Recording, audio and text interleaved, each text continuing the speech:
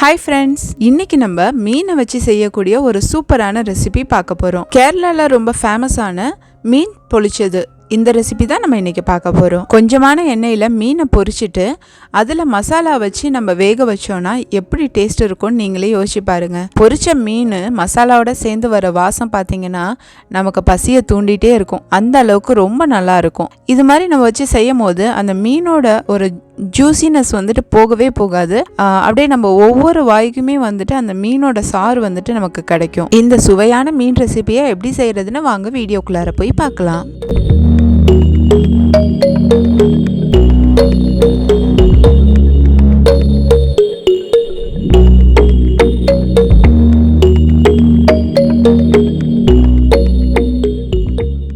இந்த ரெசிபி வவ்வா மீன் இல்லட்டினா கரிமீனில் செஞ்சால் ரொம்பவே நல்லா இருக்கும். நான் இன்னைக்கு வவ்வா மீன் தான் யூஸ் பண்ணியிருக்கேன். இந்த ரெசிபிக்கு நம்ம முழு மீனாக தான் பயன்படுத்த போகிறோம். மீனை வந்துட்டு முதல்ல நல்லா சுத்தம் பண்ணிக்கணும். இந்த மீன் பார்த்தீங்கன்னா நாங்கள் கடையில் வாங்கும் போதே சுத்தம் பண்ணி தான் கொடுத்தாங்க.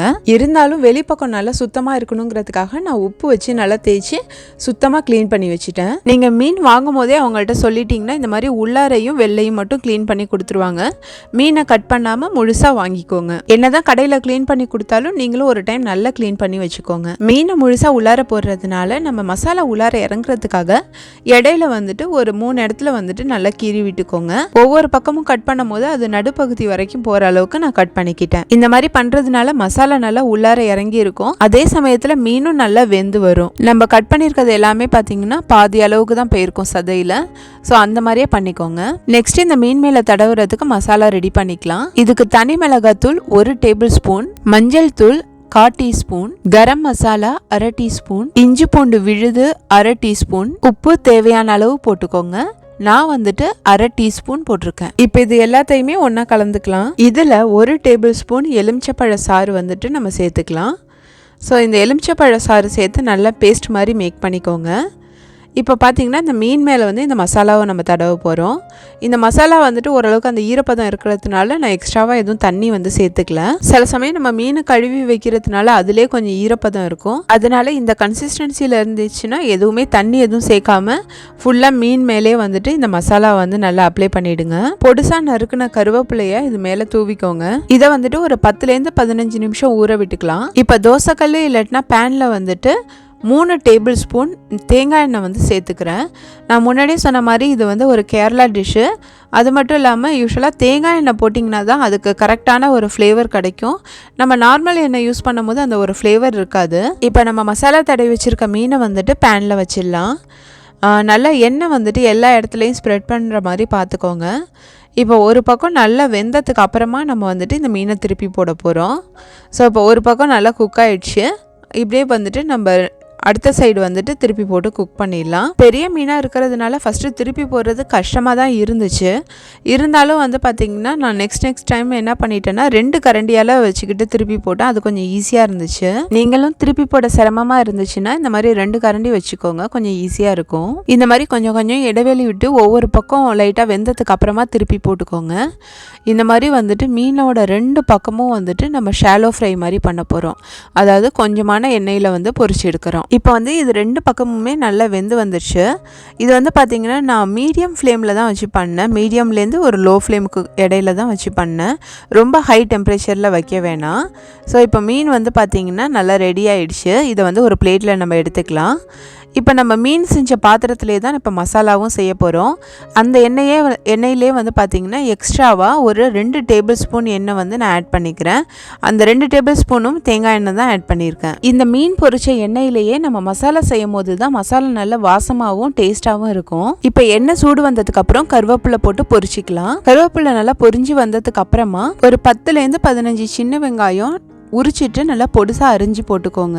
கப் அளவுல சொல்லணும்னா நல்லா பொடுசா அரிஞ்சதுக்கு அப்புறம் 1 கப் அளவு. சின்ன வெங்காயம் போட்டதுக்கு அப்புறமா ஒரு பெரிய வெங்காயம் நல்ல பெரிய சைஸ்ல முழுசா ஒன்று வந்து ஆட் பண்ணியிருக்கேன். அதையுமே நல்லா பொடுசா அரிஞ்சிட்டு ஆட் பண்ணிக்கிட்டேன். கப் அளவுல சொல்லணும்னா நல்லா பொடுசா அரிஞ்ச பெரிய வெங்காயம் 2 கப்பு. சின்ன வெங்காயம் பெரிய வெங்காயம் ரெண்டுமே கலந்து போடும் போது டேஸ்ட் ரொம்பவே நல்லா இருக்கும். இப்போ இந்த 2 வெங்காயத்தையும் நல்லா வதக்கிக்கலாம். வெங்காயம் வந்துட்டு நல்ல கலர் மாதிரி வரணும், அந்த அளவுக்கு வந்து நல்லா வதக்கி எடுத்துக்கலாம். பண்ணிக்கலாம். இப்போ இதில் 1.5 டேபிள் ஸ்பூன் இஞ்சி பூண்டு விழுது வந்துட்டு ஆட் பண்ணிக்கோங்க.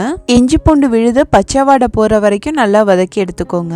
இதில் வந்து பார்த்தீங்கன்னா நம்ம மீன்லையும் தனியாக மசாலா போடுறோம், அதே மாதிரி இதுலேயுமே தனியாக மசாலா போடுறதுனால ரெண்டுமே நல்ல டேஸ்ட்டில் இருக்கும். இதில் வந்துட்டு ஒரு 2 தக்காளி வந்துட்டு நல்லா பொடுசாக அரிஞ்சு சேர்த்துக்கலாம். தக்காளி ஈஸியாக நல்லா வேகிறதுக்காக உப்பு சேர்த்துட்டு நல்லா வதக்கி எடுத்துக்கலாம். இது வந்து பார்த்திங்கன்னா நல்லா மசிஞ்சு வரணும். தக்காளி நல்லா மசிஞ்சு வர வரைக்கும் நல்லா வதக்கி எடுத்துக்கலாம். இதில் 1/2 டீஸ்பூன் மிளகாத்தூள், 1/2 டீஸ்பூன் மிளகுத்தூள், 1/4 டீஸ்பூன் மஞ்சத்தூள் இது வந்து நம்ம சேர்த்துக்கலாம். இதில் உங்களுக்கு காரத்துக்கு தகுந்த மாதிரி மிளகாத்தூள் நீங்கள் கூட குறைச்சி அட்ஜஸ்ட் பண்ணிக்கலாம். மிளகுத்தூள் இந்த அளவே நல்லா போதுமான அளவு இருக்கும். மிளகாத்தூள் போடும் போது காஷ்மீரி சில்லி தூள் இருந்துச்சுன்னா அது போட்டுக்கோங்க. அது கலர் வந்துட்டு உங்களுக்கு நல்லா கொடுக்கும். இல்லைனாலும் நம்ம தனி மிளகாத்தூள் கூட ஓகே தான். இதில் 1 டீஸ்பூன் கொத்தமல்லி தூள், 1/2 டீஸ்பூன் கரம் மசாலா தூள் இதுவுமே சேர்த்து நல்லா வதக்கி எடுத்துக்கோங்க. இப்போ மசாலாவோட பச்சை வாடெல்லாம் போனதுக்கு அப்புறமா 1/4 கப்பு நல்ல திக்கான தேங்காய் பால் வந்து சேர்த்துக்க போகிறோம். தேங்காய் பால் வந்து முதல் பால் நல்ல திக்கான பாலாக இருக்கட்டும். இப்போ வந்து பார்த்தீங்கன்னா தேங்காய் பால் நம்ம போட்டிருக்க மசாலா எல்லாம் நல்லா சேர்ந்து ஒன்றா கொதிச்சு வரட்டும். நம்ம கொதிக்கும் போதே லைட்டாக எண்ணெய் பிரிஞ்சு வரும், அது வரைக்கும் நல்லா வந்துட்டு இதை வதக்கிக்கலாம். இப்போ பார்த்தீங்கன்னா நல்லா வந்துட்டு எல்லாம் மசாலாலாம் ஒன்று சேர்ந்து எண்ணெய் தனியாக பிரிஞ்சு வர ஆரம்பிச்சிட்டு இந்த சமயத்தில் அடுப்பை ஆஃப் பண்ணிக்கலாம். இப்போ மெயினை வந்துட்டு நான் வேக வைக்கிறதுக்கு ஒரு அலுமினியம் ஃபாயில் வந்து எடுத்திருக்கேன். இதை ட்ரெடிஷ்னலாக வாழை இலையில தான் செய்வாங்க. வாழை இலையில செய்யும் போது தான் அதோட சுவையாக இருக்கட்டும் மனமாக இருக்கட்டும் எல்லாமே டபுள் மடங்கு நல்லாயிருக்கும். உங்களுக்கு வாழை இலை கிடச்சிச்சின்னா கண்டிப்பாக வாழை இலையில செய்யுங்க. இல்லை என்ன மாதிரி உங்களுக்கு வாழை இலை கிடைக்காம இருந்துச்சுன்னா நீங்கள் இந்த மாதிரி அலுமினியம் ஃபாயிலில் கூட இந்த ரெசிபியை செய்யலாம். கிட்டத்தட்ட அதோட டேஸ்ட்டை வந்து இதில் கூட நம்ம கொண்டு வர முடியும். இப்போ நம்ம பொரிச்சு வச்சுருக்க மீனையும் மசாலாவையும் ரெடியாக எடுத்துக்கலாம். ஃபஸ்ட்டு வந்துட்டு மசாலாவை வந்துட்டு நம்ம கீழே அப்ளை பண்ணிடலாம். அலுமினியம் ஃபாயிலில் வந்து பார்த்தீங்கன்னா ஒரு லேயர் வந்து மசாலாவை நம்ம வந்துட்டு அப்படியே ஸ்ப்ரெட் பண்ணிக்கலாம். இதுக்கு மேலே பொரிச்ச மீன் வந்துட்டு நம்ம வச்சிடலாம். மறுபடியும் மிச்சம் இருக்கிற மசாலாவை வந்துட்டு அப்படியே அந்த மீன் ஃபுல்லாக கவர் ஆகுற மாதிரி வந்துட்டு நம்ம மேலே அப்ளை பண்ணிடலாம். ஸோ இந்த மாதிரி நீங்கள் வைக்கும் போது அந்த மீன் வந்து பார்த்திங்கன்னா ஃபுல்லாக மசாலாவில் வந்துட்டு அப்படியே கவர் ஆகிருக்கும். ஸோ வந்துட்டு இது மேலே வச்சு நம்ம வந்து அதை வேக விடும் போது நல்ல மசாலா அது உள்ளார இறங்கி வரும். ஸோ இப்போ பார்த்திங்கன்னா அலுமினியம் ஃபாயில் நல்லா வந்துட்டு வெளில மசாலா வராத மாதிரி நல்லா சீல் பண்ணிக்கோங்க. ஸோ கார்னர் எல்லாமே வந்துட்டு நல்லா ஸ்ட்ராங்காக சீல் பண்ணி வச்சுக்கோங்க. வாழை இலையில் செய்கிறீங்கன்னா ஒரு கயிறு இல்லாட்டினா வாழை கீத்து வச்சே வந்துட்டு நீங்கள் நல்லா கட்டி விட்டுருங்க. இப்போ அடுப்பில் வந்துட்டு தோசைக்கல் இல்லாட்டினா பேன் வந்து சூடு பண்ணிக்கோங்க. இதில் வந்துட்டு நம்ம ரெடியாக எடுத்து வச்சுருக்கிற அலுமினியம் ஃபாயிலை வந்துட்டு போட்டு நம்ம சூடு பண்ண போகிறோம். நீங்கள் வாழை இலையில் வச்சு பண்ணுறாப்புல இருந்துச்சுன்னா லைட்டாக வேணுமா ஆயில் சேர்த்துக்கோங்க. நம்ம அலுமினியம் ஃபாயிலில் பண்ணும்போது நம்ம அப்படியே ஜஸ்ட் டைரெக்டாகவே அதை வந்துட்டு நல்லா வேக வச்சுக்கலாம். நான் முன்னாடியே சொன்ன மாதிரி பெரிய மீனாக இருக்கிறதுனால 2 ஸ்பூனாக வச்சு திருப்பிக்கோங்க, அப்போ தான் கொஞ்சம் ஈஸியாக இருக்கும். ஸோ ஒவ்வொரு சைடுமே வந்துட்டு கொஞ்சம் நேரம் வேக விடுங்க. கொஞ்சம் வெந்ததுக்கு அப்புறமா அப்படியே திருப்பி போட்டுக்கோங்க.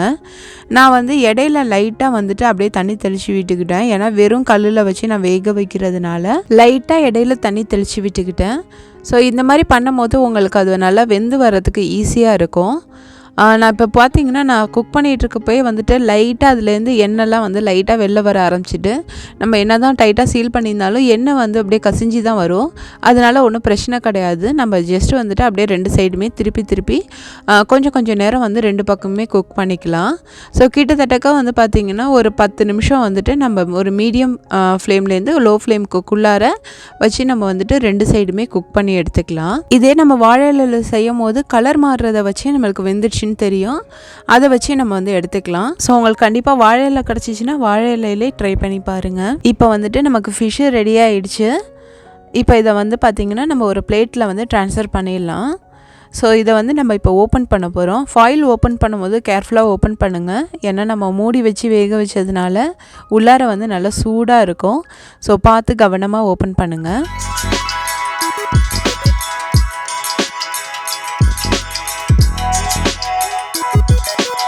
பார்க்கும் போதே சூப்பராக இருக்குது.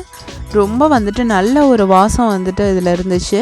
நம்ம மீனை வந்து அப்படியே மூடி வச்சு வேக வச்சதுனால அதோட சாரெல்லாம் இறங்கி அந்த மசாலாவே வந்துட்டு ஒரு நல்ல ஒரு குட் ஸ்மெல் வந்து நமக்கு கிடச்சிச்சு. அவ்வளோதாங்க, நம்ம மீன் பொளிச்சது ரெடி ஆயிடுச்சு. இதை அப்படியே வந்துட்டு நம்ம சாதத்து கூடயோ இல்லைன்னா தோசை இட்லி கூட சாப்பிட்லாம். ரொம்பவே நல்லாயிருக்கும். எதுவுமே இல்லாமல் வெறுசாக அந்த மீனை சாப்பிட கொடுத்தா கூட நான் ஃபுல்லாகவே சாப்பிட்ருவேன். இது மேலே வந்துட்டு வேணும்னா உங்களுக்கு ஆனியன் அண்ட் லெமன் வச்சு கார்னிஷ் பண்ணிக்கோங்க. ஸோ லைட்டாக வந்துட்டு லெமனை புழிஞ்சு விட்டுட்டு கொஞ்சமாக மீன் எடுத்துகிட்டு அந்த வெங்காயத்தை கூட சேர்த்து சாப்பிட்டு பாருங்கள், வேறு லெவலில் இருக்கும். நீங்களும் இந்த ரெசிபியை வீட்டில் செஞ்சு பார்த்துட்டு உங்களுக்கு பிடிச்சிருந்துச்சுன்னா கமெண்ட் பாக்ஸில் வந்து சொல்லுங்கள். இந்த வீடியோ உங்களுக்கு பிடிச்சிருந்துச்சுன்னா லைக் பண்ணுங்கள். என்னோட சேனலுக்கு மறக்காமல் சப்ஸ்கிரைப் பண்ணுங்கள். நான் போடுற வீடியோ உங்களுக்கு உடனே தெரியறதுக்கு பெல் ஐக்கானை கிளிக் பண்ணி ஆல் நோட்டிஃபிகேஷன் கொடுத்துருங்க. தேங்க்ஸ் ஃபார் வாட்சிங் my video. Thanks for your love and support.